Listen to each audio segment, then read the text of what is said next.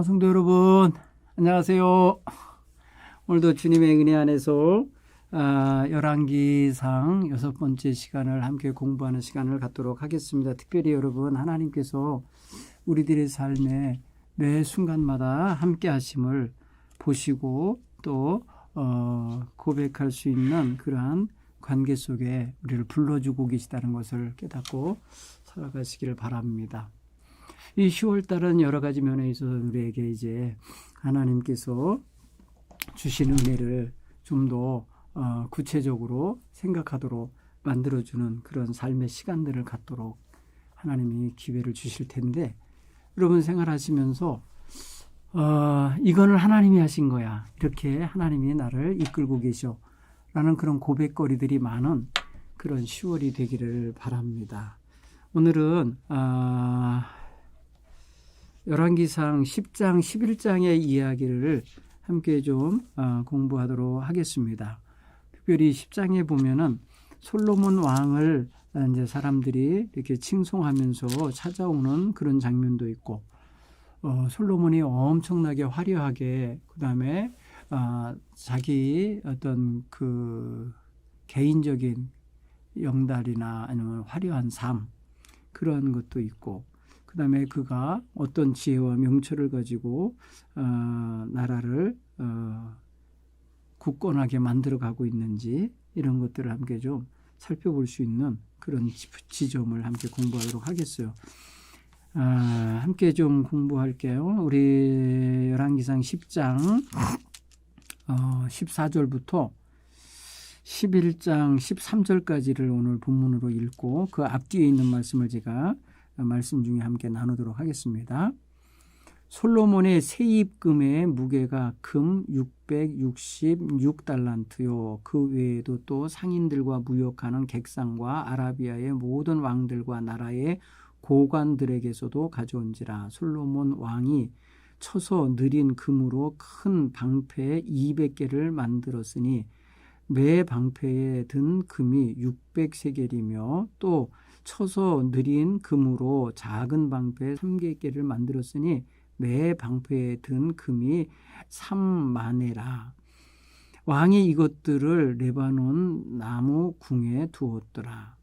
왕이 또 상아로 큰 보좌를 만들고 정금으로 입혔으니 그 보좌에는 6층계가 있고, 보좌 뒤에는 둥근 머리가 있고, 앉는 자리에 양쪽에는 팔걸이가 있고, 팔걸이 곁에는 사자가 하나씩 서 있으며, 또 12사자가 있어 그 6층계 좌우측에 서 있으니 어느 나라에도 이같이 만든 것이 없었더라. 솔로몬 왕이 마시는 그릇은 다 금이요, 레바논 나무 궁의 그릇들도 다 정금이라.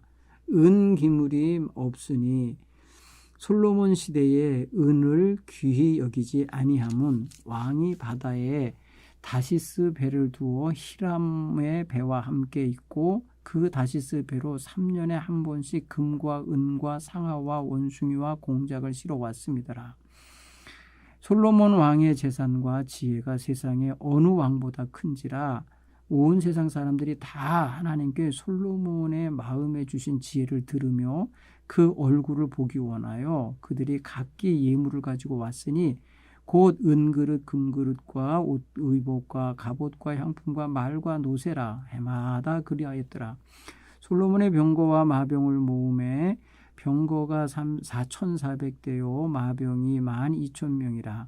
병거성에도 두고 예루살렘 왕에게도 두었으며, 왕이 예루살렘에서 은을 돌같이 흔하게 하고 백향목을 평지에 뽕나무같이 많게 하였더라. 솔로몬의 말들은 애굽에서 들여왔으니 왕의 상인들이 값주고 산 것이며, 애굽에서 들여온 병거는 한 대에 은 600세겔이요 말은 한 필에 150세겔이라. 이와 같이 햇사람의 모든 왕과 아람 왕들에게 그것들을 되팔기도 하였더라. 솔로몬 왕이 바로의 딸 외에 이방의 많은 여인들을 사랑하였으니 곧 모압과 암몬과 에돔과 시돈과 헷 여인이라. 여호와께서 일찍이 이 여러 백성에게 대하여 이스라엘 자손에게 말씀하시기를 너희는 그들과 서로 통혼하지 말며 그들도 너희와 서로 통혼하게 하지 말라. 그들이 반드시 너희 마음을 돌려 그들의 신들을 따르게 하리라 하였으나 솔로몬이 그들을 사랑하였더라. 왕은 후궁이 700명이요 첩이 300명이라. 그의 여인들이 왕의 마음을 돌아서게 하였더라. 솔로몬의 나이가 많을 때에 그 여인들이 그의 마음을 돌려 다른 신들을 따르게 하였으므로 왕의 마음이 그의 아버지 다윗의 마음과 같이 아니하여 그의 하나님 여호와 앞에 온전하지 못하였으니 이는 시돈 사람의 여신 아스타로스를 따르고 암몬 사람의 가증한 밀곰을 따름이라. 솔로몬이 여호와의 눈앞에서 악을 행하여 그의 아버지 다윗이 여호와를 온전히 따름같이 따르지 아니하고 모압의 가증한 금오스를 위하여 예루살렘 앞 산에 산당을 지었고 또 암몬 자손의 가증한 몰록을 위하여 그와 같이 하였으며 또 그가 또 그 이방 여인들을 위하여 다 그와 같이 한지라. 그들이 자기의 신들을 분향하며 제사하였더라. 솔로몬이 마음을 돌려 이스라엘의 하나님 여호와를 떠남으로 이 여호와께서 그에게 진노하시니라. 여호와께서 일찍이 2번이나 그에게 나타나시고 이에 대하여 명령하사 다른 신을 따르지 말라 하였으나 그가 여호와의 명령을 지키지 아니하였으므로 여호와께서 솔로몬에게 말씀하시되 네게 이러한 일이 있었고 또 네가 내 언약과 내가 네게 명령한 법도를 지키지 아니하였으니 내가 반드시 이 나라를 네게서 빼앗아 네 신하에게 주리라. 그러나 네 아버지 다윗을 위하여 네 세대에는 일을 행하지 아니하고 네 아들의 손에서 빼앗으려니와 오직 내가 이 나라를 다 빼앗지 아니하고 내 종 다윗과 내가 택한 예루살렘을 위하여 한 지파를 네 아들에게 주리라 하셨더라. 아멘. 여러분 보세요. 앞부분에서는 솔로몬이 얼마나 호화롭고 찬란한 삶을 사는 사람인가 이렇게 말하다가 뒷부분에서 나이가 많았을 때 그가 얼마나 초라하게 전락하고 나중에 하나님께 버림을 당하는 자가 되는지를 보여주는 장면을 오늘 성경을 통해서 읽었습니다. 사랑하는 성도 여러분, 하나님이 주신 축복을 그걸 잘 받는 것도 믿음으로서 중요한 그릇을 준비하기 때문에 좋은 거지만 잘 간직하고 관리하고 그것이 자손 만대로 흘러나가게 하는 게 더 중요한 거예요. 하나님은 주실 수도 있는 분이고 가져가실 수도 있는 분이신데 주신 것을 빼앗지 않도록 살아가는 게 지혜로운 거 아니겠습니까? 근데 솔로몬은 실패하게 돼요. 죄의 길에 빠짐으로써 모든 걸 다 잃어버리는 그러한 역사를 잉태해내고 산출해내는 그러한 그런 불행한 왕으로 이제 끝나가는 걸 보게 돼요. 이건 어떻게 보면 하나님에 대한 배신이에요. 하나님을 배역하고 하나님을 떠나는 것은 축복이 아니라 저주가 되는 거예요. 모든 걸 주관하시는 분은 하나님이신데 그 하나님 앞에서 떠났다니 그거는 끝나는 거죠. 자, 솔로몬이 성전을 지었고 성전 안에 언약궤를 모셨고 언약궤 안에 하나님의 두 말씀의 돌판을 모셨으면 그 말씀을 중심으로 살아가야 되잖아요. 그런데 하나님이 몇 번이고 약속의 말씀을 주시면서 마치 경고처럼 하나님의 말씀과 법도 율례대로 따르지 않으면 다 하나님이 제거하겠다, 빼앗겠다 하신 대로 그냥 그 길로 가고 만다는 거죠. 자, 솔로몬이 주님이 자기가 지은 성전에 영원히 임하시기를 원하면서 기도했었던 거 있잖아요. 여호와의 이름을 위하여 지은 이 성전에 주님의 눈도 귀도 또 주님의 마음도 하나님이 함께 하시겠다고 이런 약속까지 받아놓은 사람이 왜 이방 우상들을 섬기고 이방 여인들을 위한 제단을 만들어주고 신전을 만들어주고 산당을 짓고 막 이런 짓을 하냐는 거죠. 왜 그런가 보니까 여자를 사랑했다는 거예요. 그들을 사랑했다는 거예요. 솔로몬이 그들을 사랑하였음이더라. 하나님 사랑에 전념해야 될 임금이 지금 하나님의 법도를 어기고 이방 사람들과 통혼하지 말라고 한 것을 버젓이 어겨가면서 통혼하여서 수많은 후궁 700명, 첩이 300명, 과장일 수 있지만 뭘 말하는지 여러분 느낌이 오죠. 솔로몬이 어떻게 방만하게 자기 삶을 살아냈고 하나님의 말씀을 보기 좋게 어기고 살았는지를 말해주는 거 아니겠습니까? 솔로몬의 마음이 여호와를 떠난 거예요. 이걸 하나님 오늘 이 말씀 통해서 여러분 보셔야 돼요. 이번 주 공부는 그래서 이게 좋을 때 하나님과의 관계가 좋을 때 받은 축복을 하나님을 배신하고 하나님을 떠남으로써 다 잃어버리는 이런 초라한 인생이 될 수 있다는 사실을 한번 좀 보셔야 돼요. 여러분 솔로몬에 대한 이야기를 여기 보면은요. 많은 나라 사람들이 솔로몬을 그렇게 찾아왔잖아요. 솔로몬에 대하여 솔로몬의 어떤 그런 위대성이라 그럴까요? 솔로몬이 큰 임금이 되었고 지혜가 충만한 사람, 세상에 어느 왕보다 그게 크다 해서 세상 사람들이 다 주목하고 바리바리 예물을 싸갖고 와서 아련을 청해서 아련을 해요. 그리고 아련할 때마다 자신들의 인생 문제, 나라 문제 뭐 이런 걸 상담했겠죠. 지혜를 구하러 온 거예요. 그럴 때마다 가지고 온 수많은 그런 어떤 재물들이 그를 호화롭게 살게 만들어요. 그 엄청난 재산을 갖게 있어요. 오늘 성경 보면은 이 세입금이라고 표현한 거 보면은요, 그게 세금으로 거둬들이는 금이 어마어마하게 많고 아주 은은 사용도 안 할 만큼 금으로 다 치장하고 살아요. 그렇죠? 그릇, 밥그릇, 국그릇 다 그냥 아마 금그릇이었던 것 같고요. 그가 쓰는 모든 것뿐 아니라 이제 군사들로 하여금 호위하는 군사들로 하여금 들고 있게 하는 방패조차도 금방패를 만들어요. 금방패. 큰 거 작은 거 금방패를 수백 개씩 만들어 놓고 그가 앉는 의자는 상하, 코끼리 상하로다 만드는 거죠. 상하로다가 말이야 보좌를 만들었다. 그리고 층계 6층짜리 높은이 만들어가지고 거기에 말입니다. 쫙하니 걸치고 있고 좌우에 말입니다. 사자들을 세웠다 그러는데 그게 뭐예요? 12사자가 있었다라고 표현하는데 아마 대신들을 쫙 도열을 시킨 것 같아요. 솔로몬 왕이 마시는 그릇은 다 금이었다. 그러니까 잔마다 다 금그릇이고 금잔이었던 것이죠.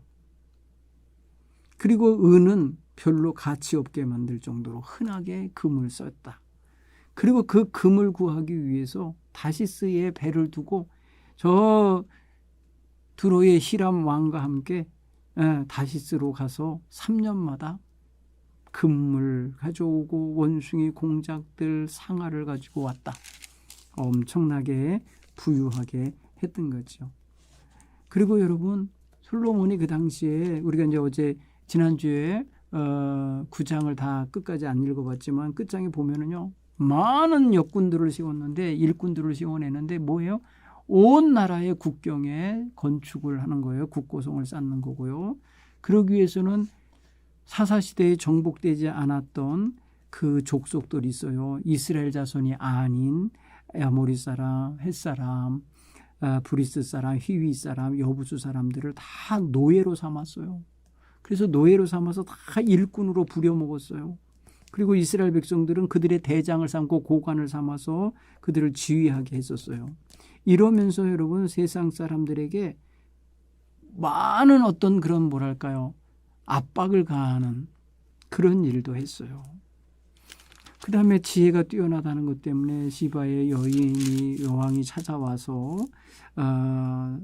솔로몬이 가진 지혜도 얻으려 했고 건축한 왕궁과 기타 모든 것들을 구경하고 그 모든 것들을 덧입혀서 자신도 한번 그런 걸 누려보고 싶어 하는 거예요. 나중에 여러분 야사를 보면은 솔로몬 왕과 이 시바의 여인이 아프리카의 여인이거든요.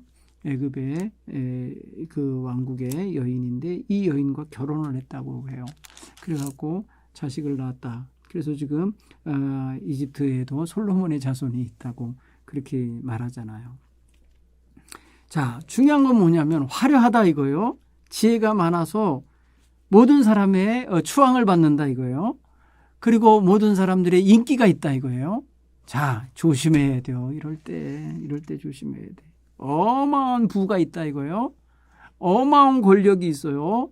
주변 나라들하고 다 사이가 좋아요. 왜? 다 결혼했거든요. 다 결혼했고 나중에는 애굽의 공주랑 결혼한 것 때문에 애굽 왕이 아예 전쟁도 대신해줘 갖고 땅도 뺏어서 줍니다. 딸을 위해서.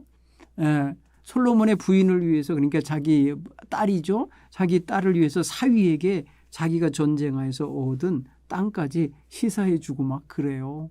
그러니까 솔로몬은 어떻게 보면 아주 잘 나가는 거예요. 이런 임금이 없어요. 자, 이 잘 나가는 임금이 하나님을 버리고 잃어버리자 모든 게 다 쪽박 깨지듯이 깨진다는 것을 오늘 성경은 우리에게 경고하듯이 말해주고 있어요.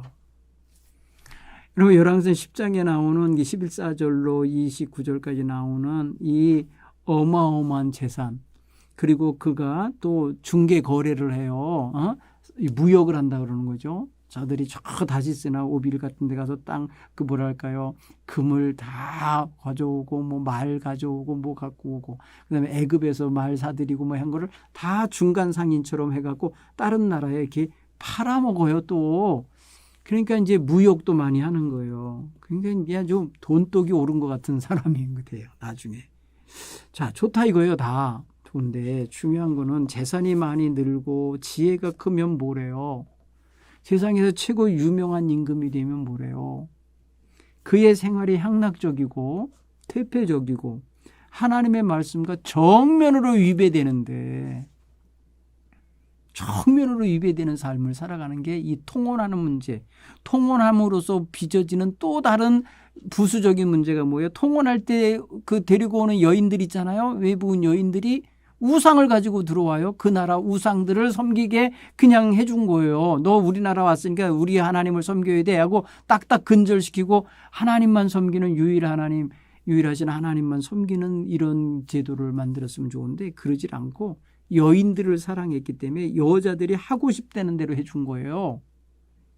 하나님이 하라는 대로 안 하고 여자들이 하자는 대로 한 거예요. 그래서 여러분 11장 4절에 보면 솔로몬이 나이가 많을 때에 그 여인들이 그 마음을 돌려 다른 신들을 따르게 하였으므로 하나님을 따르고 하나님을 섬기려고 하나님 성전도 짓고 하나님의 말씀대로 살려고 법궤도 모셔다 놓고 뭐 이랬던 사람이 그리고 또 하나님께 기도하기를 하나님의 눈과 귀를 여기에 두십시오 하면서 하나님 앞에 기도하던 사람이 백성들 앞에 또 그냥 그렇게 거창하게 말해요.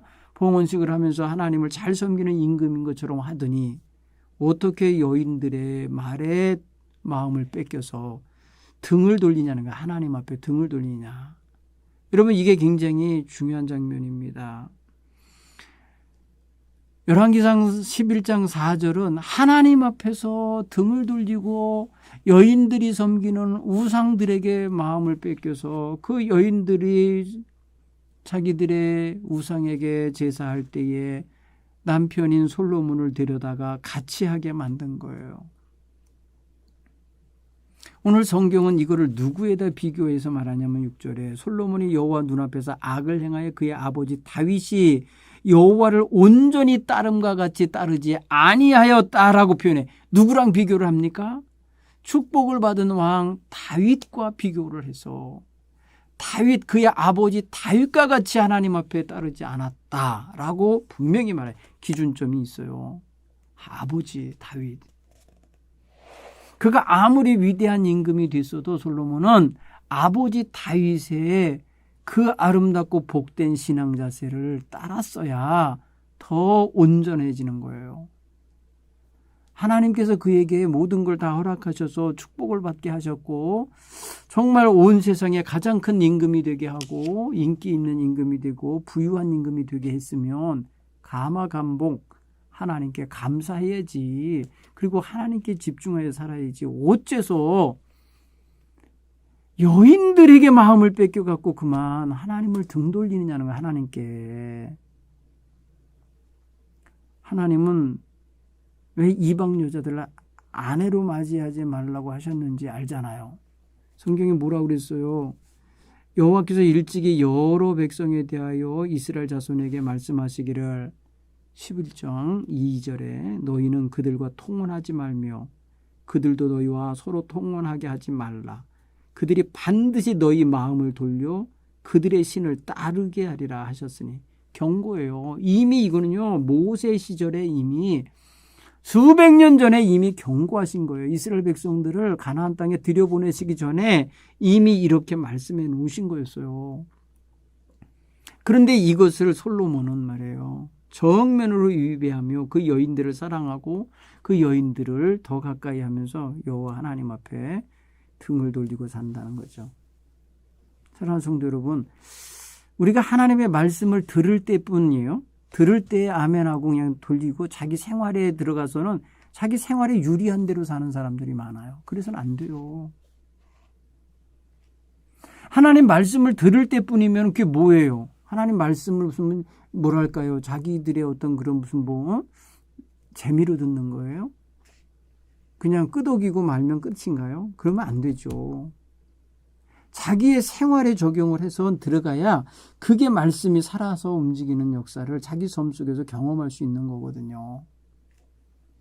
솔로몬은 하나님의 말씀에 이방 여인들을 가까이 하지 말고 사랑하지 말고 통혼하지 말라고 하신 말씀을 그대로 들었어야 돼.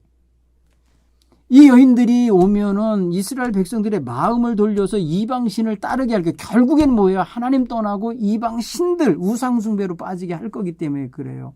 여러분, 이스라엘 백성이 가나안 땅에서 망하게 되는 가장 큰 원인이 이거예요. 우상 숭배. 하나님을 떠나서 우상 숭배하는 거. 그러니 여러분, 솔로몬에게 첩이 700명에 후궁이 700명에 첩이 300명. 진짜인지 모르겠어요. 이게 1000명이나 되는 이런 여인들을 거느리고 어떻게 살아요? 그리고 또 어떻게 그걸 다 추스려요? 그리고 어떻게 그 모든 것들을 또 관리해요? 다스려요?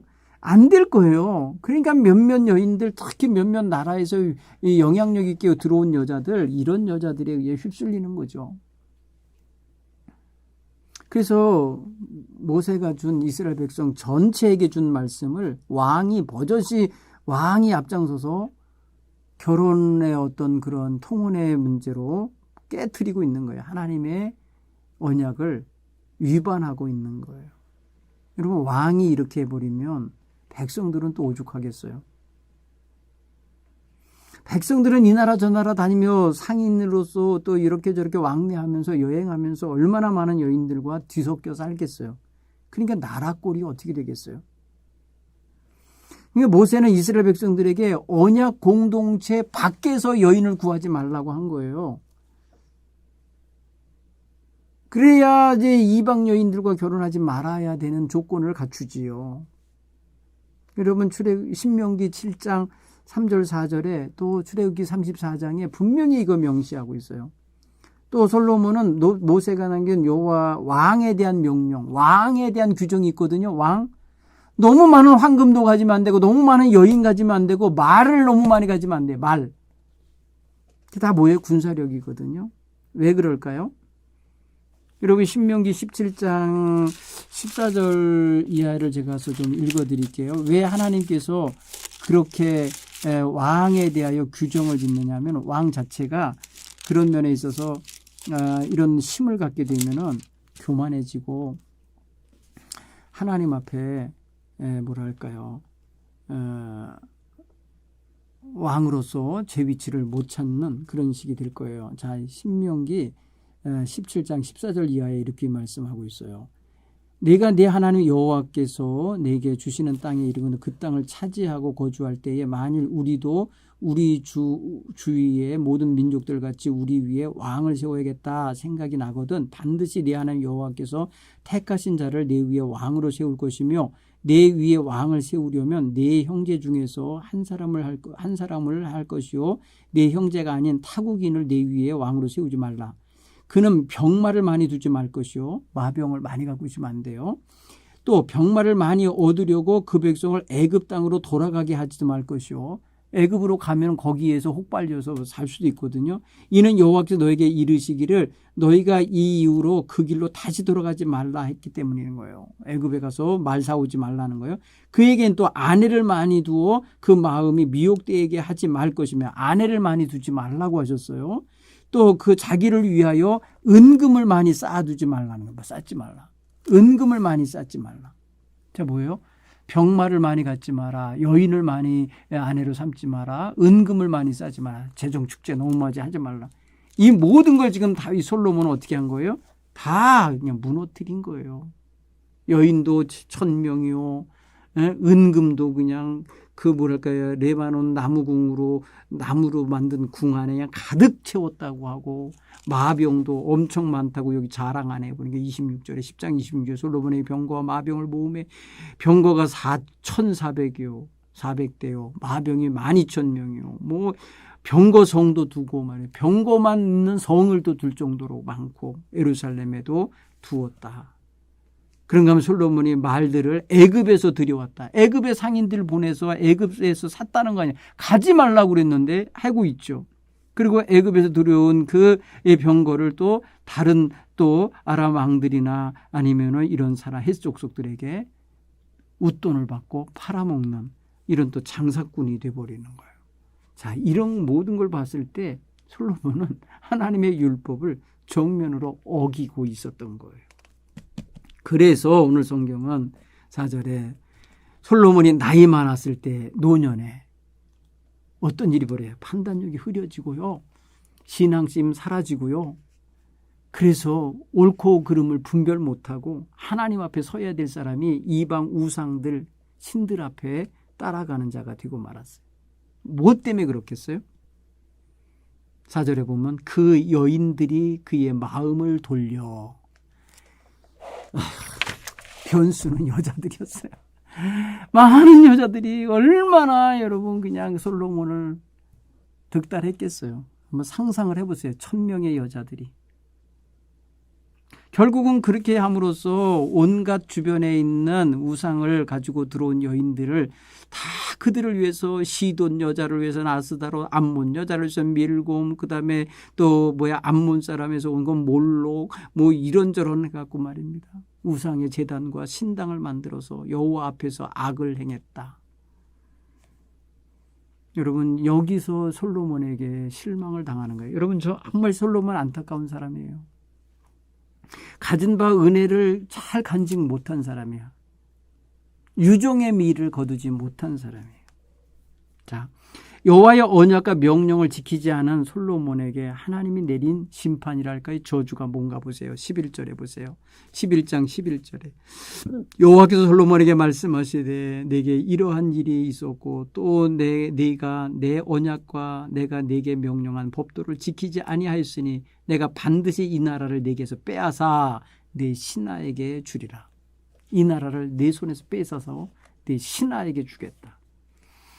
여러분, 뭐예요? 나라를 빼앗긴다는 건 뭐예요? 다 뺏기는 거예요. 결국은 왕으로서의 체신이 없는 거고 다 끝나는 거예요. 오늘 이런 걸 생각해 보면요. 솔로몬이 너무나도 여자들을 많이 아내로 삼는 데서 이렇게 나라가 망하게 되고 나라가 쪼개지게 되고 빼앗김을 당하는 이런 수치스러운 역사를 노년에 맞이하게 되는 거다. 여러분, 신앙의 판단력이 흐려지면 가증스러운 죄, 음란한 죄, 타락, 종교적 타락, 그러니까 영적 타락, 우상 숭배로 빠지는 거예요. 여러분, 이렇게 돈 하고 돈을 많이 가지고요, 그 은금 많이 갖고 있고 말과 병마들 많이 갖고 있으면 다 탐욕이 사로잡히겠죠. 많은 사람이 올 때마다 다 바리바리 싸갖고 와서 막 선물로 갖다 주니까 아주 그냥 거기에 취했겠죠. 물질에 취하니까 영적으로 타락하는 거예요. 물질로 풍성하니까 이 여자 저 여자 다 데려와도 부담이 없는 거예요. 그냥 다 나라마다 여인을 다 데려다가 자기의 아내를 삼았다는 거예요. 눈에 보이는 예쁜 여자는 다 데려가는 것 같아요. 1000명이나 자기 부인과 첩이 생겼겠죠. 이게 심각한 거예요. 그러니 하나님을 사랑해야 될 사람이 여자들 사랑하느라고, 여자들 말 듣느라고 결국은 하나님의 뜻을 외면하고 하나님께 대하여 등 돌리고 이렇게 우상에게 빠졌다. 하나님은 이것을 보시면서 안타까우신 결과 더 이상 얘한테 나라 맡기면 안 되겠구나 이렇게 여기시고 나라를 쪼개실 생각을 하신다는 거죠. 여러분 다윗이 얼마나 목숨 걸고 지켜낸 나라입니까? 근데 솔로몬이 말이에요. 이렇게 망가뜨리고 있는 거죠. 한번 여러분 이 말씀들을 한번 이렇게 참고하면서 10장 11장 읽으면서 자신의 신앙에 좀 적용해 보시기 바랍니다. 솔로몬은 정치적인 이유로 이방 여인들과 아마 결혼했을 거예요. 외교 어떤 그 정략 결혼 같은 걸로. 그러나 결국 솔로몬이 영적으로 타락하는 계기가 돼요.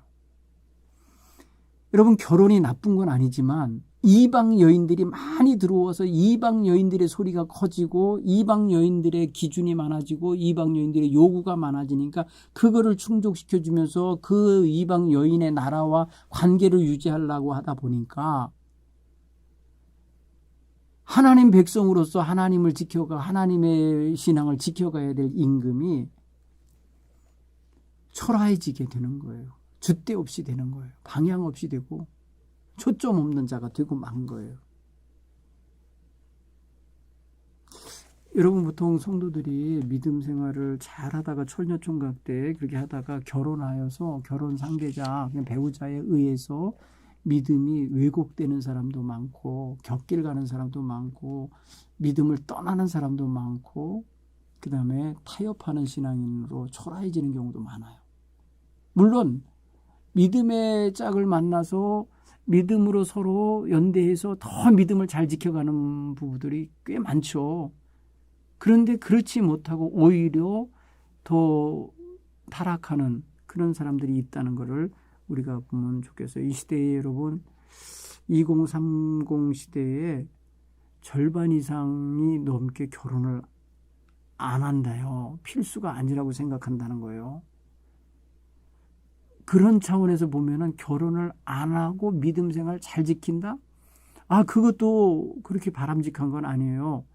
결혼을 해서 부부가 함께 결혼 생활을 하면서 아이를 출산하고 그 아이를 믿음으로 길러가면서 믿음을 지켜가는 이런 게 더 멋진 거죠. 내가 타락할까 봐 결혼을 포기하겠다? 뭐 그런 자세도 아니에요. 요새는. 그런 면에서 보면 우리 기독교인 청년들, 기독 청년들은 성경적인 결혼관을 잘 가지셔야 되고 가정을 이루어서 가정을 이루기 전에 믿음 생활보다 더 잘 믿음 생활을 함으로써 배우자와 함께 하나님을 기쁘시게 하는 이런 부부가 되고 또 그런 가정이 되도록 만들어가는 이런 자세가 있으면 좋겠습니다. 솔로몬 같이 이렇게 방만한 결혼식은 있을 수 없어요. 오늘날 불가능하고 그래서도 안 돼요. 그런데 최소한 한 여인과 한 남자가 만나서 결혼을 한다 그러면 정말 믿음의 사람으로서 믿음의 가정을 세워내는 이런 초점을 가지고 살아갔으면 좋겠다. 그래서 바른 결혼관 갖추셨으면 좋겠습니다. 또 한번 적용해 보면은요, 상상 초월한 지혜를 갖고 있었던 사람, 그리고 상상 초월한 경제적 부를 갖고 있었던 사람 솔로몬, 왜 타락합니까? 다윗의 후계자로서 언약 백성의 리더로서 이스라엘 백성의 신앙과 종교를 지도해 나가야 될 첫 번째 리더인 왕이 지식이 없어서 무너졌습니까? 지혜가 없어서 무너진 겁니까? 이 사람 말이에요. 보면은 경제적인 풍요를 누리고 사람들에게 인기를 누리고 많은 사람들의 칭송을 누리는 사이에 자기 초점을 하나님께 두지 못한 게 문제인 거예요. 자기의 현실에 만족하고 현실에 자족하고 현실에 취하여서 하나님이 이 모든 것을 주셨고 하나님이 이 모든 걸 보고 계시고 알고 계신 것에 대하여 초점을 두지 않으니까 결국에는 모든 걸 가진 것처럼 모든 것을 누리는 것처럼 여겨져도 나중엔 다 잃어버리는 거, 빼앗기는 거, 초라하게 무너지는 게 되고 말아요. 그렇죠? 얼마나 어지럽겠어요. 이게 이 왕의 여자가 많으면 얼마나 그 중변에 여인들 천하가 됐겠어요. 그리고 여인들 간에 얼마나 갈등이 많고 그 자식들 간에 얼마나 갈등이 많겠어요. 그리고 또 그 여인들이 각 나라에서 왔으니 얼마나 지저분한 문화가 계속 같이 들어왔겠어요. 어수선한 거예요. 여러분, 그러니까 솔로몬은 너무 지저분해져 버린 거예요. 영적으로 너무 타락하고 지저분해진 거예요. 여러분, 금은 보화가 많으면 뭘 합니까? 지혜가 많으면 뭘 합니까? 이런 분별이 없는데, 이렇게 자기의 관리가 안 되는데 이게 뭐 좋은 겁니까? 하나님께서 여러 가지로 당부하셨잖아요. 이 모든 걸 네가 유지하고 계속 하려면 네가 내가 준 법도와 율례를 떠나면 안 된다. 지켜 행하면 내가 다 하겠다, 해주겠다라고 약속하신 그 약속을 어떻게 이게 헌신짝같이 버리고 당장 눈앞에 있는 여자들을 기쁘게 하고 그들의 우상과 그들의 이방 신을 따라가느냐 이거죠. 하나님이 앞에도 없고 뒤에도 없을 전무후무한 그런 지혜와 명성을 얻게 하셨으면 기본적으로 하나님을 따르고 하나님을 의지하고 사는 게 기본 정신이 되죠. 오늘날 여러분 이 사회를 보십시오. 얼마나 풍성하고 풍요롭고 편리하고 이 시대가 얼마나 지식과 과학과 이런 것들이 혁명을 일으켜서 우리들의 생활을 멋지게 만들어줬습니까? 그러면 이런 것들 때문에 하나님이 잃어버리면 되겠어요? 이런 걸 허락하신 하나님의 은혜와 사랑에 감사하면서 그 모든 것을 지혜롭게 하나님의 영광을 더 크게 드러나는 데 사용하면서 살아야 되는데 오늘날 첨단 정보통신 문화 이런 걸 가지고 향락에 빠지고 죄 짓는 데 빠지고 악하게 쓰는 데 빠져서 하나님을 잃어버려요. 이 세상 살아가는 성도들이 수많은 지식과 지혜를 가지고 있지만은 하나님을 아는 지식이 사라져가고 있어요. 하나님을 추구하고 하나님을 찾는 이게 진짜 지혜고 이게 생명의 지혜인데 이거를 잃어버려요. 정말이지 아이러니한 겁니다. 사랑하는 성도 여러분, 이 시대에 정말 우리는 솔로몬의 시대랑 다를 바 없다고 생각하고 이 물질 문화의 풍요 속에서 하나님 잃어버리는 일이 없기 바랍니다. 솔로몬은 노년에 그 마음이 여호와를 떠나 우상 숭배와 같은 죄를 저질렀죠. 노년에도 온전한 마음으로 여호와 하나님을 경외한 이 다윗과 너무너무 비교가 되죠. 물론 한때 다윗도 무너지는 죄악을 저지르는 경험이 있지만 즉시 회개하고 통해 자복하고 하나님 앞에 늘 가슴앓이를 하면서 끝까지 하나님을 영화롭게 하려고 애썼잖아요. 그래서 자기의 가진 바 모든 재산을 하나님의 성전을 짓는 데에 쓰도록 건축 헌금을 다 드린 자 아닙니까? 끝까지 하나님을 의지하고 있었던 사람이에요. 여러분, 우리가 나이가 들어갈수록 믿음이 좋아져야 돼. 사실은 하나님 관계가 깊어져야 돼. 나이가 많아질수록 세상 집착과 염려를 좀 벗어내고 하나님을 의지하는 믿음으로 살기를 소원하셔야 할 줄 믿습니다. 하나님이 지금까지 여기까지 신실하게 우리를 보호하시고 인도하셨으니 나도 끝까지 하나님께 성실하게 충성되게 믿음을 지켜야겠다라고 하는 이런 신앙 자세를 변치 않고 가지시기 바랍니다. 솔로몬같이 무너지는 자 되지 않기 바랍니다. 솔로몬 나름대로 변명할 수 있겠죠. 이 나라를 평화롭게 만들려고 이방 여자들이라도 데려다가 그냥 전쟁하지 않고 나라를 지키려고 이렇게 했습니다라고 했겠지만은 그러나 여인들을 더 사랑했고 여인들의 말에 휩쓸렸고 결국은 여인들이 말하는 소리에 마음이 돌아서서 하나님을 버렸단 말이에요. 그건 변명할 여지가 없어요. 여러분, 우리가 정말 세상이 주는 쾌락과 욕망 때문에 마음이 변해서 하나님을 떠나는 일이 없게 되기를 간절히 축원합니다. 오늘 여러분, 저는 솔로몬의 이야기 여기쯤 읽을 때 제일 슬퍼져요. 아쉬워요. 너무 마음이 아파요. 여러분, 오늘 우리는 정말 우리 자신을 믿음의 정절을 지키고 하나님과의 영적인 관계를 바로 세우고 영원히 하나님의 백성다운 모습을 갖추어 가도록 그렇게 노력하고 그렇게 점검하고 살았으면 좋겠습니다. 자, 오늘 주신 말씀 속에 진짜 지혜가 있죠. 어떻게 사는 게 진짜 하나님이 원하시는 건가를 알도록 해주는 거예요. 솔로몬 다 가졌어도 여호와 하나님을 잃어버렸어요. 그 여인들 때문에 마음이 하나님께로부터 떠났어요. 이거는 지혜가 아니에요. 굉장히 무지한 자의 모습인 거예요. 오늘 저와 여러분이 하나님을 더욱 사모하고 찾는 이런 믿음으로 살아가시는 그러한 시간들 되기 바랍니다. 감사합니다. 이번 주 공부는 여기까지 하도록 하겠습니다. 다음 주에 뵙겠습니다. 고맙습니다.